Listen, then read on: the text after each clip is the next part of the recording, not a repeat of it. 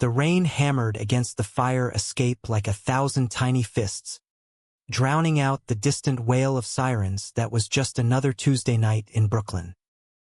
I jolted awake, heart slamming against my ribs, because someone was touching me. Not the casual brush of a sheet or the ghost of a dream, but fingers, warm and tentative, tracing the curve of my collarbone where my tank top had ridden up in the humid summer air. "Alex," my voice cracked like cheap thunder, barely audible over the storm outside our third-floor walk-up on Atlantic Avenue. He yanked his hand back as if I'd burned him, scrambling off the bed so fast he knocked over the half-empty beer bottle on my nightstand. It rolled across the hardwood, spilling foam that smelled like regret and cheap craft IPA. Alexander Hale, 6'2", broad-shouldered ex-linebacker from some nowhere town in Ohio, the kind of guy who could bench press a cab and charm a bar full of strangers with one crooked grin, stood there in the shadows, his gray sweatpants slung low on his hips, chest heaving like he'd run a marathon. His blue eyes, usually sharp as broken glass after too many shifts at the construction site, were wide with something I'd never seen in them. Raw, unfiltered panic. "Daniel. Shit. I didn't mean fuck. I thought you were out cold." I sat up, sheets pooling around my waist, my skin still tingling from where he'd touched me. We'd been roommates for 8 months now, ever since I answered his Craigslist ad for a chill dude to split rent in Bed-Stuy. He was straight as an arrow, or so he said, endless stories about high school cheerleaders, a string of Tinder dates that ended with him stumbling home reeking of bourbon and bad decisions. Me, Daniel Rivera, 26, graphic designer scraping by on freelance gigs and the occasional barista shift at that hipster spot on Nostrand. Gay as the day is long, but I'd kept it locked down around him. Rule number 1 of straight guy roommates: don't make it weird. But this was weird on a cosmic level. "What the hell were you doing, man?" I whispered, my throat tight, because part of me, the stupid, hopeful part that had been nursing a crush since the day he moved in with his duffel bag and that beat-up guitar, didn't want to hear the answer. The room smelled like rain and his cologne, that woodsy shit that always lingered in the hallway. He ran a hand through his damp blonde hair, pacing the 3 feet to the window where lightning cracked the sky like a vein. "I couldn't sleep. Storms got me wired. And you were, I don't know, murmuring or some shit. Looked peaceful. I just wanted to see if you were okay." His voice dropped, rough around the edges. "That's all. Bullshit." I'd felt the hesitation in his touch, the way his thumb had lingered just a second too long, like he was mapping territory he had no right to claim. But calling him out felt like stepping on a live wire. Instead, I forced a laugh, brittle as the thunder rolling away. "Yeah, well, next time wake me up first. Creeping on your roommate in the dark? That's serial killer vibes. Alex." He stopped pacing, leaned against the sill, and for a heartbeat, the mask slipped.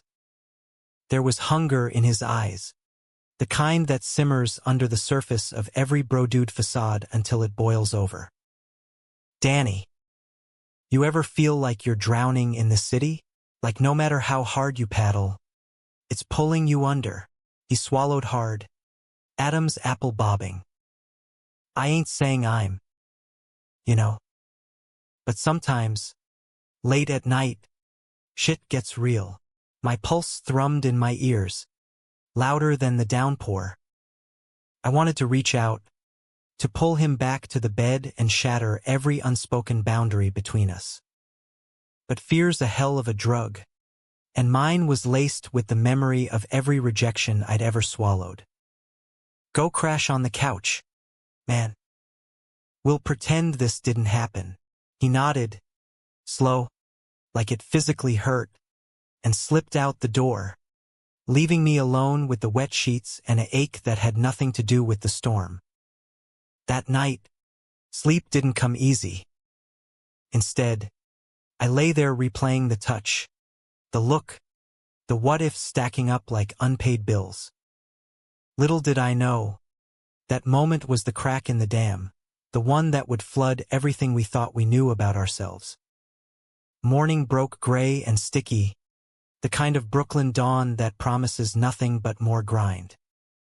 I dragged myself to the kitchenette, where Alex was already nursing black coffee from a chipped mug that said, "World's okayest brother," a gag gift from his sister back in Cleveland. He didn't look up from his phone, scrolling through job alerts or whatever straight-laced distraction he used to armor up. "Morning," I muttered, pouring my own cup, the steam curling like smoke signals. The air between us hummed with static, every glance a potential spark. "Yeah. 'Bout last night." He set the mug down hard, ceramic clinking against formica. "Forget it. Okay. Heat stroke or some bullshit. Won't happen again." I nodded. Too quick. Relief and disappointment twisting in my gut like a bad burrito. "Water under the bridge. Bro." But as I bit into a stale bagel, watching him flex unconsciously while reaching for the sugar, those forearms corded from hauling rebar all day, I wondered if bridges could hold when the river's rising. Work that day was a blur. Tweaking logos for a startup that sold artisanal socks, the irony not lost on me as I zoned out on my laptop in the corner of our living room. Alex texted around noon, grabbing beers after shift, neutral ground. Neutral. Like we were negotiating a peace treaty. I met him at McCarran Park, the summer crowd thick with joggers in athleisure and dog walkers dodging frisbees. He was sprawled on a bench by the pond, 2 cans of Stella sweating in the grass beside him. Figured we'd talk it out here. Less claustrophobic. We cracked open the beers, the fizz cutting through the humidity. Pigeons strutted like they owned the place, and in the distance, a busker strummed something folksy on a beat-up acoustic. "So," I started, "you gonna tell me what that was really about? Or are we just gonna sip and stare at ducks?" He took a long pull, wiping his mouth with the back of his hand. "Truth? I don't know. Danny. Back home, everything was black and white. Football, girls, beer pong. Dad's a cop, mom's a nurse, straight arrow family. But here, New York chews you up, spits out pieces you didn't know you had." His gaze flicked to mine, holding just a beat too long. "You're easy to be around. No games. And last night, I guess I got curious. Stupid curious. Curious." The word landed like a gut punch, soft but bruising. Curious about what? Exactly. My voice was steady, but inside, I was a storm front rolling in, hope warring with the certainty that this was just another straight boy experiment, the kind that ends with no homo and a hasty retreat. He shrugged, that easy Ohio shrug that hid oceans. "About why it feels different with you.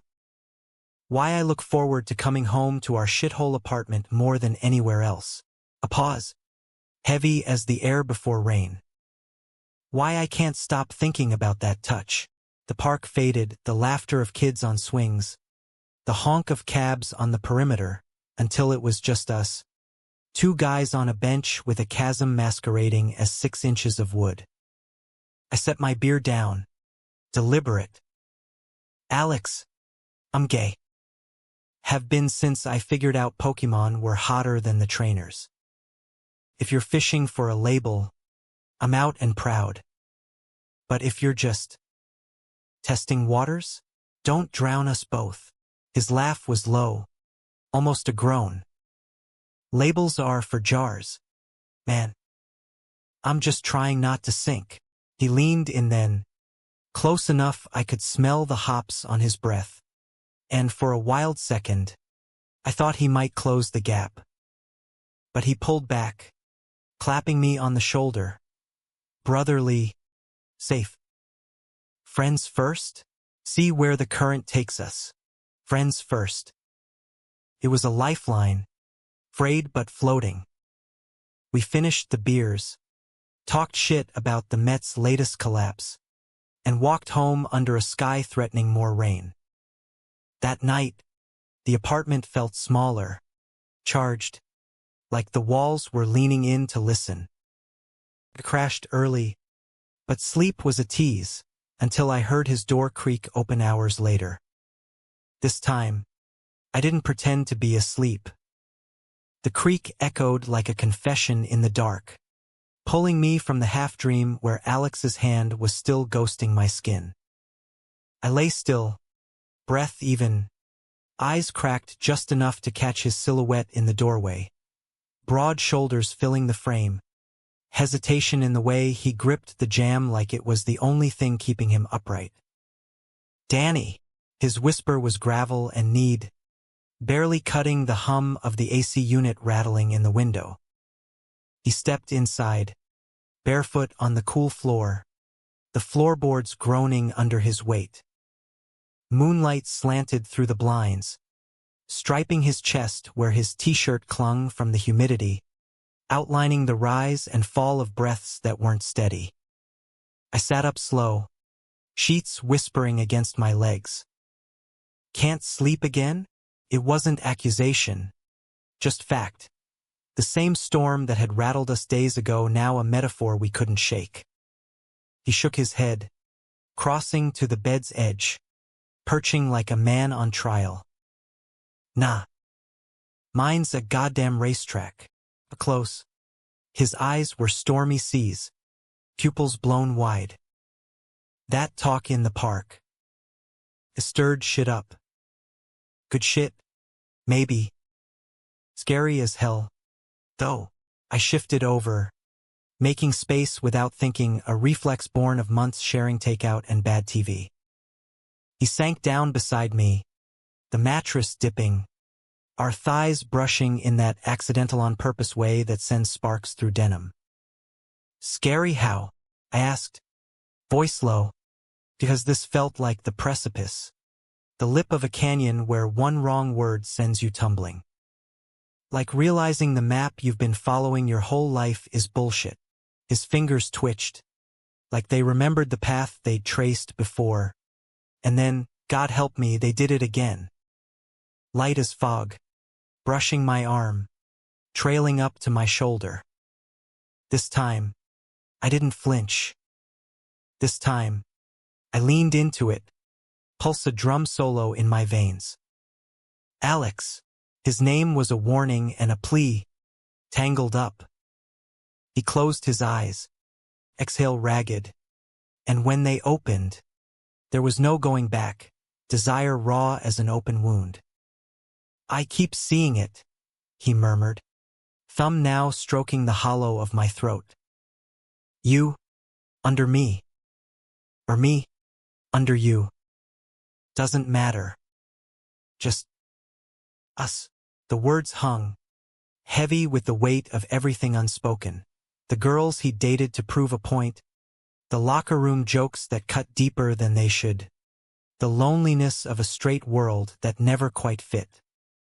My hand found his knee, squeezing through the soft cotton of his sweats, and he inhaled sharp, like I'd struck flint.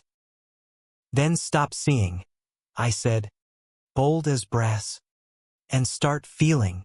It was the permission he needed, or maybe the one I craved. Either way, his mouth crashed into mine like a wave breaking on concrete. The kiss was messy, urgent, teeth clashing, tongues tentative at first, then hungry. He tasted like mint and midnight doubts, his stubble scraping my chin in the best kind of burn. Hands roamed, mine fisting his shirt, yanking it over his head to reveal the map of his body. Freckles like constellations across his shoulders, the faint scar from a childhood bike wreck snaking his ribcage. His palms were everywhere, mapping my chest, my hips, dipping under the waistband of my boxers with a groan that vibrated through us both. We tumbled back, a tangle of limbs and laughter edged with nerves, the bed creaking in protest. "This is crazy," he gasped against my neck, nipping the skin there, sending shivers racing south. "I'm crazy. You're alive," I countered, rolling us so I straddled him, his hardness evident and insistent against my thigh. The power shift thrilled me, the quiet artist, pinning the golden boy who'd never questioned his script until now. I ground down slow, deliberate, drawing a hiss from his lips. "And so am I." What followed was a revelation. Body speaking the language we'd both been fluent in but never shared. He was eager, almost reverent, kisses trailing fire down my torso, hands learning curves and planes with the focus of a man memorizing a blueprint. When he took me in his mouth, hesitant at first, then bold, I arched off the bed, fingers threading his hair, whispering his name like a prayer. He was straight, he'd said, but here, in the witching hour, labels dissolved like sugar in rain. After, we lay spent, sweat slick and sated, his head on my chest, my fingers tracing lazy patterns on his back. The city thrummed outside, horns, shouts, the eternal pulse of New York. But in here, it was quiet revolution. "What now?" he mumbled, voice thick with sleep and something softer. "Now, we figure it out. One dawn at a time." I kissed his temple, tasting salt, and for the first time in years, hope didn't feel like a sucker punch. The next week blurred into a fever dream of stolen moments. Morning started with coffee and his hand on my lower back while he flipped pancakes. Burnt edges and all, but the gesture sweeter than syrup. Afternoons, I'd sketch at my desk, stealing glances as he sprawled on the couch, scrolling fantasy football drafts, his foot hooked casual around my ankle. Nights were ours, a crash course in intimacy that left bruises in the shape of fingerprints and hearts stitched with whispers. But Brooklyn's no fairy tale backdrop. It's a grinder, and it started grinding us. First crack came at O'Malley's, the dive bar down the block where the neighborhood's finest gathered to drown their 9-to-5s. We were there with the crew, Tommy from Alex's site, a burly Irish transplant with a laugh like a jackhammer. Lena, my freelance buddy with tattoos up to her elbows and opinions sharper than her switchblade earrings. Beers flowed, pool cues cracked, and the jukebox spat out Springsteen anthems that had half the bar singing off-key. Alex and I played it cool, shoulder bumps, inside jokes, but under the table, his knee pressed mine, a secret Morse code. Until Tommy, 3 sheets to the wind, slung an arm around Alex's neck. "Hail, you queer for that IPA or what? Never seen you nurse a drink like a fucking debutante." Laughter rippled, good-natured but edged, and Alex stiffened, his easy grin faltering. "Nah, man, just pacing myself. Gotta keep up with you lightweights." He shot me a look, quick, apologetic, but the damage was done. Lena caught it, her eyebrow arching like a question mark as she leaned in. "Everything good, boys? You two look like you're plotting a heist." "All good," I said, too bright, chugging my pint to drown the unease. But as the night wore on, Alex pulled away, laughing louder at Tommy's stories, slapping backs, the straight guy armor snapping back into place. By last call, He was hammered, slurring about some ex from college, the one with the killer rack, and I felt the first twist of the knife. Was this us, or just a phase he'd chalk up to city madness? We stumbled home arm in arm for appearances, but the silence stretched taut as a wire. In the hallway, he pinned me against the door, kiss fierce and apologetic.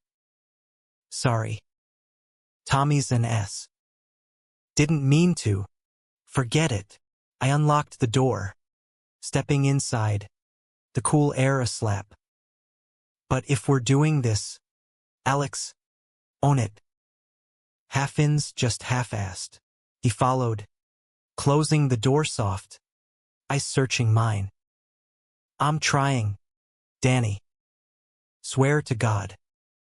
It's just muscle memory, you know? Unlearning 27 years ain't overnight. I nodded, pulling him close, because forgiveness is the New York way, gritty, reluctant, but real. We made love that night slow and deliberate, reclaiming what the bar had chipped away. But seeds of doubt take root fast in concrete soil, and mine were sprouting. 2 weeks later, the real storm hit, not rain, but revelation. I came home early from a client pitch in Midtown, the subway delay a gift of extra hours. The apartment was quiet, save for the low murmur of voices from Alex's room, his, and a woman's, light and teasing. Jealousy flared hot, irrational, but I crept closer, heart in my throat. The door was ajar, and there she was, Jess, the barista from across the street, all curves and confidence, perched on his bed in a sundress that screamed summer fling. He was laughing, easy as pie, handing her a beer. You sure about this? Danny's due back any minute. She shrugged, sipping, her hand on his thigh high. Familiar. Let him walk in. Maybe he'll learn something. My blood turned to ice. Betrayal? No. Worse, regression. All our nights, our truths, reduced to a booty call to prove he was still one of the guys. I backed away, silent as a shadow, grabbing my keys and bolting into the evening haze. I ended up at the Brooklyn Bridge, the skyline a jagged promise across the East River. Tourists snapped selfies, oblivious, while I chain-smoked menthols I swore I'd quit, the wind whipping tears I wouldn't admit to. Hours later, my phone buzzed. Where are you? Jess left. We need to talk. Please. I didn't reply. Not then. Dawn found me on a bench in Battery Park, watching ferries slice the water, wondering if love in this city was just another hustle, beautiful, brutal, and bound to bust. The ferry horn blared like a judgment, jolting me from the numb haze I'd wrapped myself in. Manhattan loomed across the water, all glass and grit, a monument to ambition that suddenly felt like a taunt. How many secrets did those towers hold? How many hearts had New York broken under the guise of opportunity? I flicked my last cigarette into the harbor, watching it bob and sink, and finally thumbed a reply, Dumbo. Now, Dumbo, down under the Manhattan Bridge overpass, where cobblestone streets met industrial ghosts, the perfect spot for a reckoning. I waited on a bench by the water, the East River lapping lazy at the pilings, graffiti-tagged walls whispering urban poetry. Alex arrived 20 minutes later, jogging up in his work boots and a hoodie zipped to his chin, face flushed from the run or the guilt, I couldn't tell. Danny. Thank Christ. He dropped beside me, close but not touching, hands clasped between his knees like a kid called to the principal's office. I fucked up. Big time. But it wasn't. What? I cut him off. Voice steel despite the tremor. What was it, Alex? A test run? Proof to yourself that you could still pull tail. The words tasted bitter, like the dregs of last night's whiskey, but they needed saying. Overhead, the bridge rumbled with traffic, a steel heartbeat underscoring the ache. He winced, rubbing his jaw, that telltale tick when lies itched under his skin. Jess cornered me at the coffee shop. Flirty as hell, said she'd always had a thing. I let her come over. Thought maybe it'd shut my brain up, make things normal again. His eyes met mine, blue and bruised. But it didn't. Midway through her yapping about some art show, all I could think was how wrong it felt. No spark. No you. I laughed, sharp and hollow, the sound echoing off the brick. Convenient. So I'm the consolation prize? The experiment that almost worked. Rising, I paced the uneven stones, the river's tang mixing with exhaust from passing trucks. Gentrified lofts loomed nearby, their windows glowing with lives that looked easier from afar. Couples arguing over takeout, artists sketching the chaos. I opened up to you, man. Let you in when every instinct screamed don't.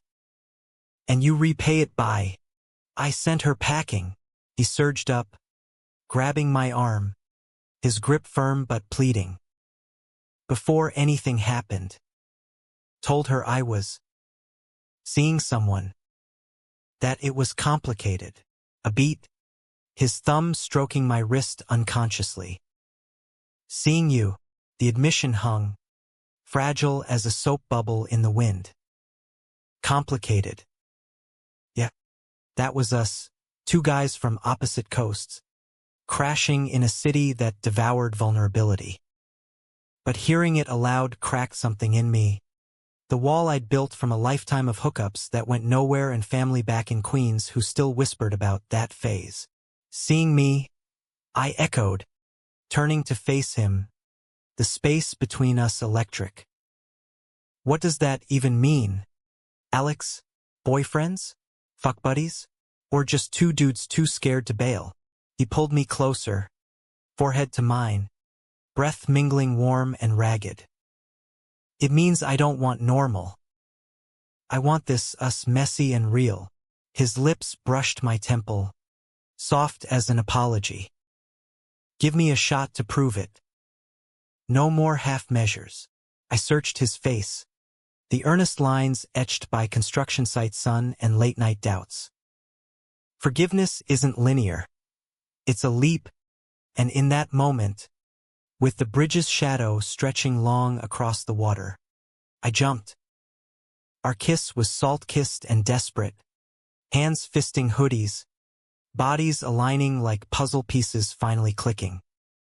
We broke apart gasping, laughing at the absurdity, a public makeout in Hipster Central, where nothing's sacred but everything's spectacle. Truce, he murmured, nuzzling my neck. Arm truce, I shot back, but my arms were around him, holding tight. We walked back to the apartment hand in hand until the streets thickened with crowds, then let go, stealth mode engaged. That night, we cooked real food, not ramen, stir-fry with veggies from the bodega, his knife skills surprisingly deft from years chopping onions for mom's chili. Over plates balanced on our knees, we talked. His closeted curiosities from college dorms, the wrestler who'd almost kissed him after a championship win, my first crush on the theater kid in high school, the one that ended in a slammed locker and a black eye. Vulnerability bred hunger, and dinner devolved into dessert on the living room rug, slow, exploratory, him learning the arch of my back, me mapping the sensitive spot behind his ear that made him curse in that Midwestern drawl. Afterward, tangled in throw blankets, his head in my lap as I ran fingers through his hair, he whispered, I love this city for breaking me open. I smiled into the dark. Yeah. But it better not break us. Fate, that cruel Brooklyn bitch, had other plans. The conflict escalated mid-October, leaves turning the parks to fire as temperatures dipped. Alex's crew landed a big gig, renovating a brownstone in Cobble Hill for some tech bro with Wall Street money. Long hours, longer tempers, and whispers from the guys that started as jokes but sharpened like rebar came to a head at the site, or so Tommy spilled later over shots at a Williamsburg dive. Alex had been dodging their ribbing, Hale's gone soft, mooning over his roommate, until one afternoon, buzzed on lunch break beers, Mike the foreman cornered him in the porta-potty shadows. "What's the deal, kid? You batting for the other team now? 'Cause if so, keep it off my site. Clients don't want fairy dust on their crown molding." Alex decked him. One punch, clean and Catholic, knuckles splitting on jawbone, Mike sprawling into a pile of drywall scraps. The crew pulled them apart. Sirens wailed, and by evening, Alex was home with a bruised hand wrapped in ice and a pink slip burning a hole in his toolbox. He burst through the door like a tempest, slamming it hard enough to rattle the windows. "Fucking pricks," he snarled, tossing the termination letter on the counter, where it fluttered like a white flag of defeat. I was mid-sketch, pencil scattering as I jumped up. "Whoa! What happened?" I pulled him to the sink, running cold water over his knuckles, the red blooming angry under his skin. "Same old shit. They figured it out or guessed." Tommy squealed, probably thought it was funny. He leaned against the fridge. "Ice Stormy called me a fag, Danny." Like it was a punchline. I told him to fuck off. But Mike. He pushed, and I pushed back. Literally, rage simmered in my chest. Not at him, but at the world that turned love into a liability. "You're better than that crew, Alex. Dead-end muscle for dead-end egos." I dried his hand gentle, pressing a kiss to each knuckle. "We'll find something. Hell, I can hook you up at the coffee shop. Barista Alex. Admit it, you'd slay in an apron." He chuckled, weak but real, pulling me into a hug that smelled of sawdust and sweat. "Slay? You're such a millennial." But his arms tightened, desperate. "What if this is it? What if coming out, whatever this is, costs everything? Then we rebuild," I said fierce, cupping his face. "Brick by goddamn brick."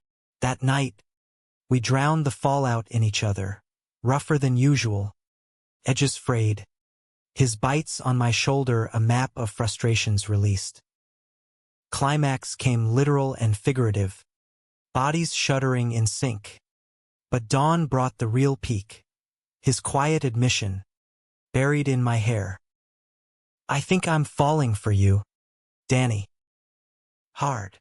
My heart stuttered, joy laced with terror. "Yeah? Well, catch me if you can." But betrayal's shadow loomed longer than we knew.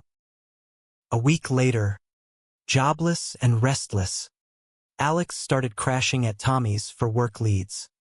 Nights at a buddy's couch in Bushwick, crashing after networking sessions that reeked of dive bars and denial. I trusted him, or tried. Texts goodnight, kisses hello, but doubt festered like an untreated wound.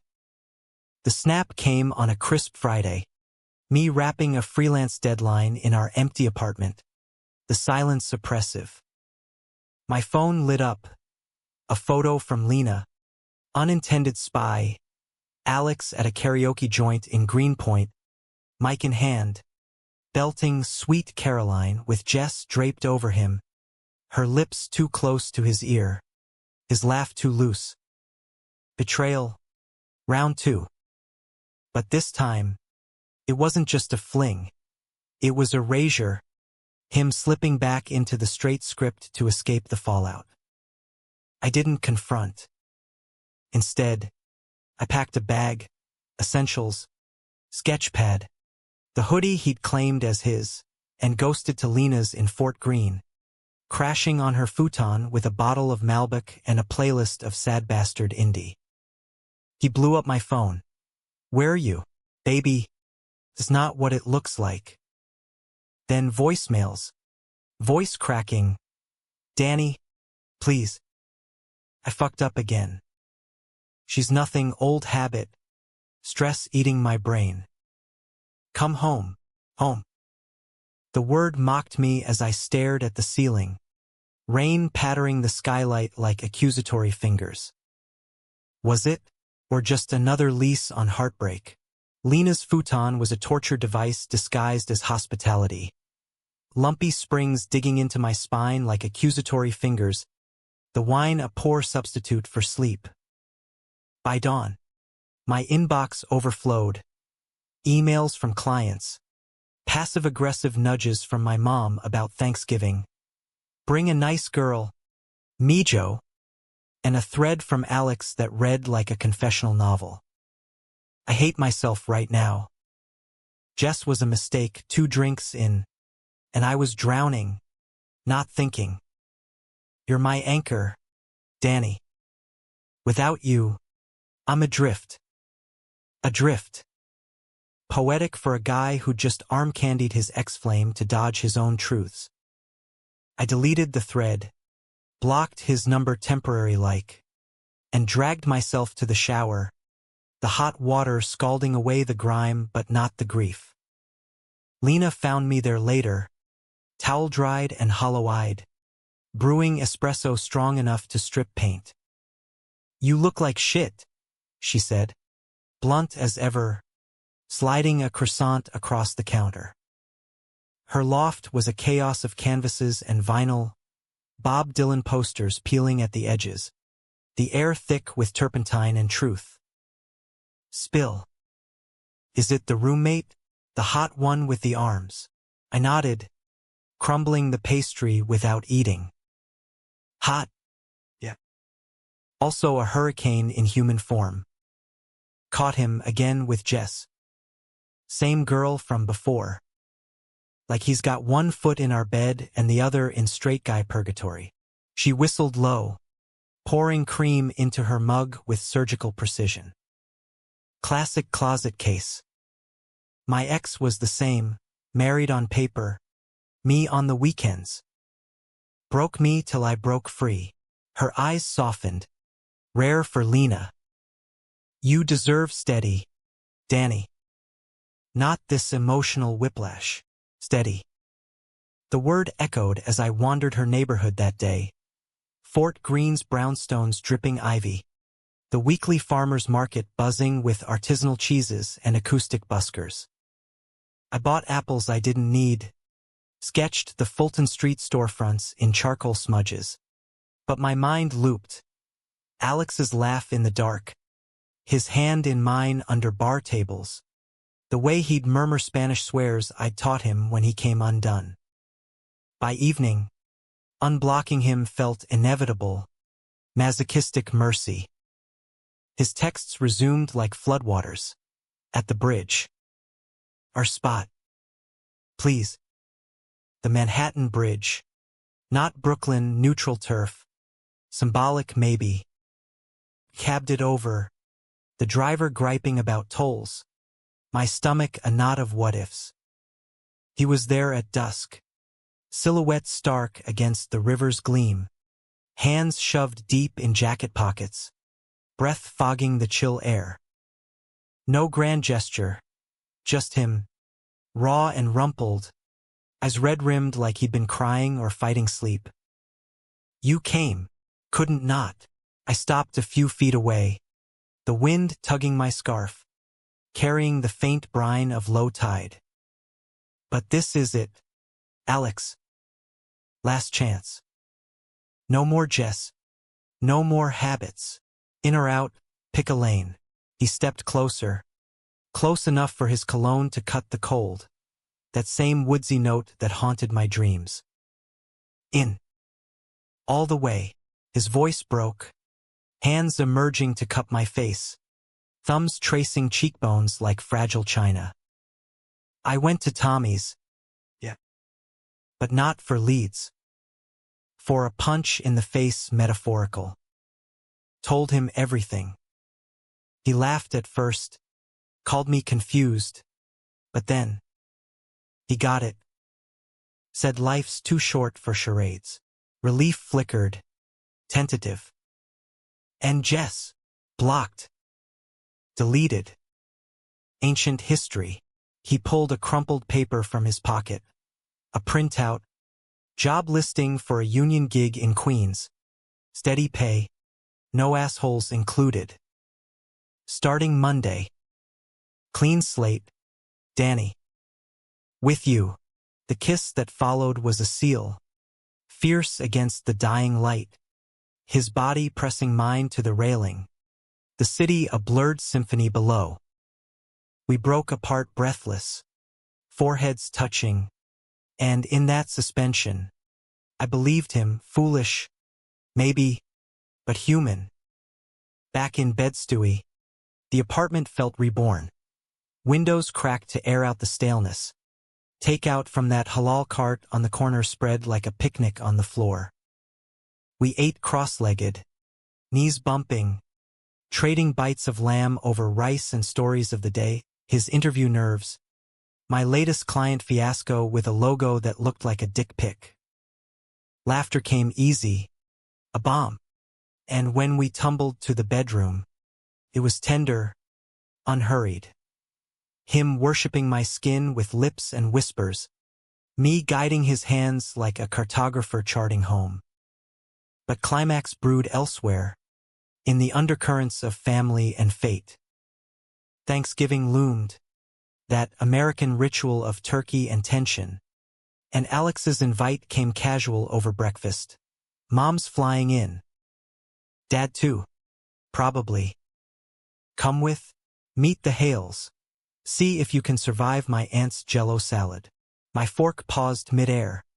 Eggs going cold. Meet the parents? What? Your roommate? Or the guy you've been banging? He grinned. Sheepish. Stealing a strip of bacon from my plate. The guy. Full disclosure. I called Mom last night. Told her I'm seeing someone special. A guy. She cried a little, then said, as long as he treats you right, Dad. We'll cross that bridge. The bridge again, our talisman. I swallowed hard, the weight of it settling. And if he doesn't take it well, the cop from Ohio, all badges and biases. Then he doesn't. Alex's jaw set, that linebacker resolve kicking in. You're worth the fight, Danny. We flew out 2 days later. Budget airline squeezing us shoulder to shoulder. His hand laced with mine under the armrest. A secret until turbulence hit and he didn't let go. Cleveland was a shock. Flatlands and frost. The airport bar serving watery drafts and wings that burned going down. His folks' house in a leafy suburb screamed Midwest normal. Ranch style with a basketball hoop in the drive. American flags flapping from porches like declarations. Mrs. Hale, Ellen, hugged me at the door like a long-lost son. Her apron dusted with flour, eyes crinkling with that maternal radar. Daniel, Alex never shuts up about you. Artist, right? Show me those sketches sometime, Mr. Hale. Tom grunted a hello, handshake firm, gaze appraising over his Bud Light. Dinner was a minefield, turkey carved precise, yams candied sweet, conversation skirting edges until the pie hit the table.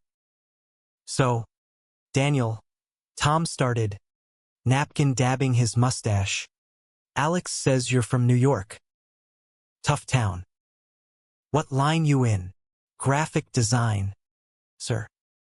Freelance, mostly logos, ads, that sort of thing. A nod. Non-committal. Then, eyes on his son. And you too. Close. Huh? Roommates turning into something more. The room froze, forks hovering. Ellen's smile tight. Alex's hand found mine under the table. Squeeze iron. Yeah. Dad. More. Daniel's my partner. The word landed like a stone in still water. Ripples spreading. Tom's face hardened. Jaw clenching. Partner. Like that lifestyle. Like love. Alex shot back. Voice steady. The real deal. You taught me to fight for what's right. This is it. Silence stretched. Thick as gravy. Ellen cleared her throat. Eyes misty. Tom. Enough. They're happy. That's what matters. But Tom pushed back. Chair scraping, old-school rhetoric about tradition. Confusion. The Bible's fine print. Alex held firm. Words flying like sparks. Until Tom stormed to the garage. Door slamming echo. The aftermath was wreckage. Ellen apologizing over coffee. Alex pacing the guest room. Me sketching furiously to keep hands busy. I'm sorry, he whispered that night. Curled around me in the twin bed. The house creaking like old bones. Didn't think he'd go nuclear. Not your fault. I traced his spine. Feeling the tension knotted there.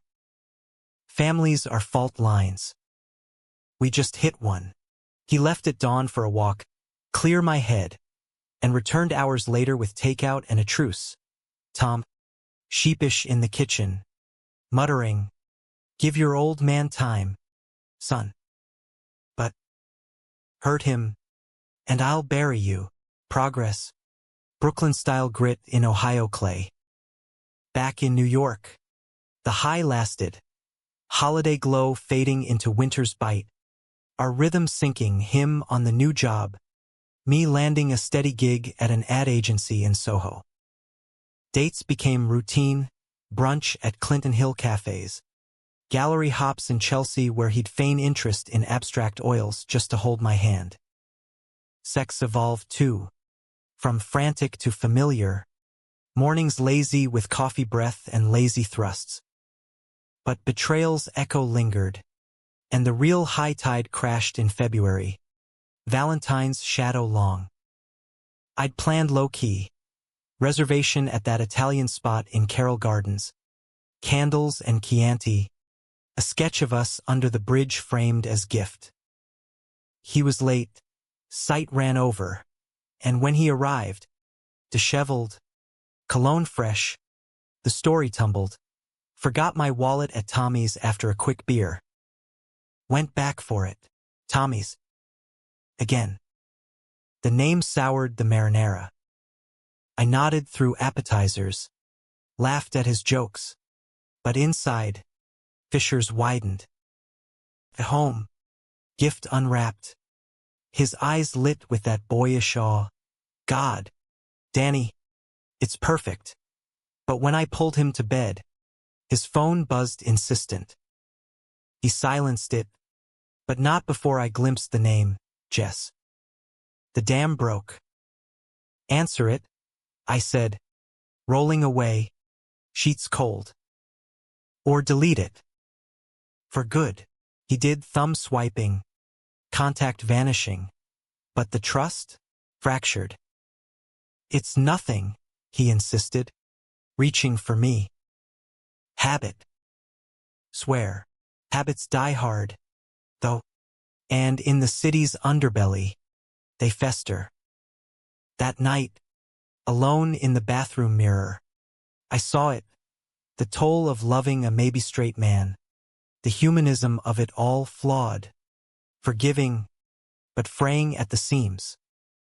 The bathroom light buzzed like a fluorescent lie, casting shadows that hollowed my cheeks, turned my eyes to bruises. I splashed water on my face, cold shock against fevered skin, and wondered when loving Alex had become a ledger, credits of joy tallied against debits of doubt. The apartment beyond was quiet, too quiet. His snores a distant rumble from the bedroom, oblivious to the war I'd declared on us. Morning came brittle, frost etching the windows like lace doilies from hell. He woke with that tousle charm, brewing coffee strong and black, sliding a mug my way with a kiss to my temple. Last night. Rough. But we're good, right? Team Rivera hail. I sipped, the burn grounding me. Team? Sure. But teams need trust. Alex. Not ghosts in your contacts. His face fell, mug pausing midair, and I pressed, voice even. Jess isn't a habit. She's a hedge, your escape hatch when it gets too real. He set the mug down, deliberate, leaning against the counter with arms crossed, defensive posture, but eyes open. It's not like that. She's safe, familiar. When Dad flipped, when the job tanked, she'd text, "Hey, stranger," and it'd feel like solid ground. A sigh, heavy. But you're the ground, Danny. The one I want to build on. Words, pretty as promises, but actions, that's the currency of love.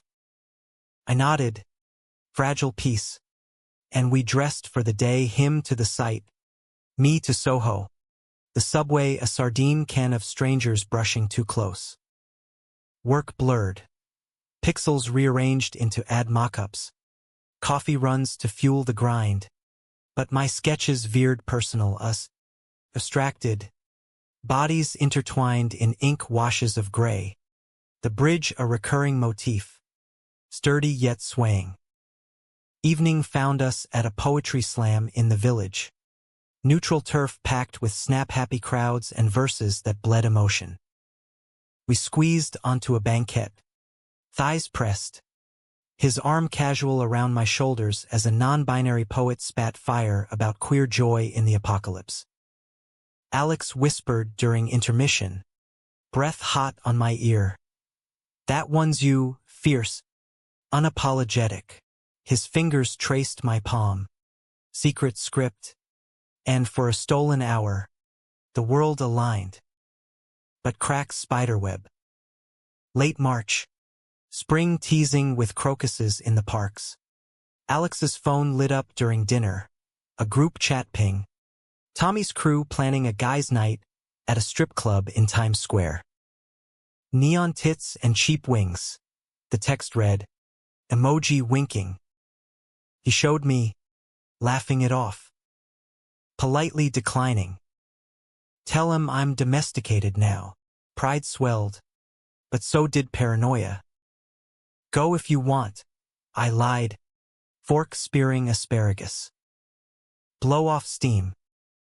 Just come home after.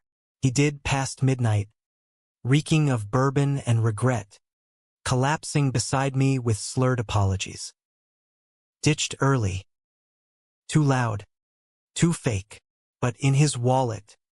Slipped from his jeans in the laundry next day. A receipt. 2 lap dances. $80 charge. Heartache hit like a hangover. The betrayal not in the act, harmless. Maybe, but the hiding, the chasm it carved. Confrontation brewed over takeout that week. Low main cooling on the coffee table. TV droning some cop show irony. The receipt. Alex. Explain. He froze. Chopsticks midway to mouth. Shit. Danny. It was nothing, peer pressure. One drink led to, I didn't even enjoy it. Bounced after. His eyes pleaded. But the excuse rang hollow. A rerun of Jess 2.0. Nothing? Or everything?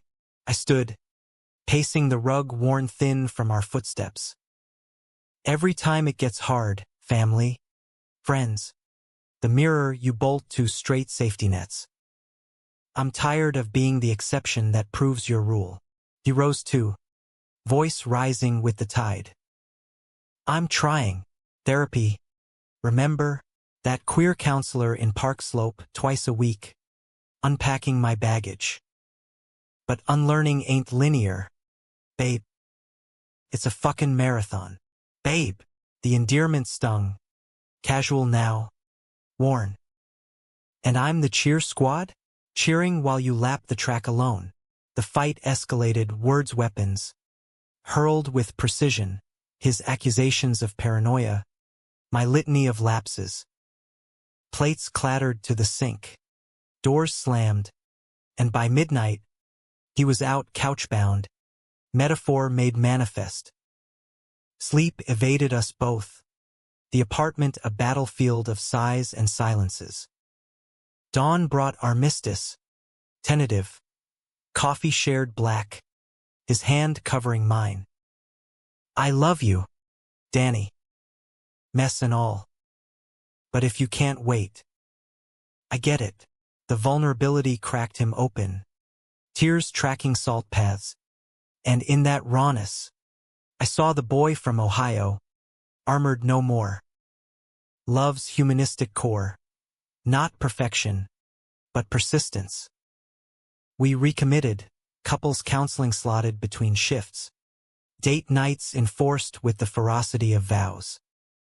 April bloomed reluctant, cherry blossoms dusting the high line like confetti, and we walked it one Sunday, hands linked open now, his thumb rubbing my knuckles absent the old caution. Climax crested unbidden, a week later at his site Queens, gritty with girders and grit. I surprised him with lunch, falafel wraps from the halal truck, thermos of mate to cut the dust. The crew eyed me wary, Tommy's nod grudging, Mike's absence a ghost, but Alex lit up, pulling me into a hug that smelled of sweat and steel, kissing my temple loud enough to echo. Love you, he murmured, for all to hear. Whispers rippled, but he didn't flinch, stood taller, arm around my waist as we ate on a sawhorse, talking shop like partners in crime. Betrayal's final twist came that night. A letter in the mail, Tom's handwriting on the envelope. Alex tore it open at the kitchen table, me beside him, breath held. Inside, not rage, but reckoning. Son, I've been thinking. Your mom's right, love's love. Saw it in your eyes at Thanksgiving. Bring Daniel next visit. We'll grill burgers, not opinions. Proud of you. Dad. Tears hit first, his, then mine. Joy unfiltered, the kind that soaks sleeves and souls. He came around, Alex choked, clutching the paper like scripture. We did this. We. The pronouns sealed it. The climax not destruction but dawn. After the storm, the sun. Months unspooled into summer's haze. Promotions for me, a side hustle for him brewing craft beer in a Bushwick warehouse. Pride marched rainbow through Midtown, us in the throng. His sign reading love wins, bitches in my sharpest scrawl. Family fused. My abuela in Queens stuffing us with empanadas, his folks visiting for a Yankees game, Tom clapping Alex's back post-home run, Daniel included in the beer line. The ending wasn't tidy, no violins, just vinyl spinning on our new turntable, his arms around me from behind as we swayed to Coltrane in the living room, city lights painting us gold. Changed us. Ha! He murmured, chin on my shoulder, breath warm. Yeah, I replied, turning in his hold, lips brushing his. For the better. In New York's relentless churn, we weren't unbroken, scars from betrayals, conflicts etched like subway maps. But humanistic, yeah, two men, flawed and fierce, choosing each other daily. The bridge held. And in its shadow, we built a life romantic, raw, real as the rain that started it all.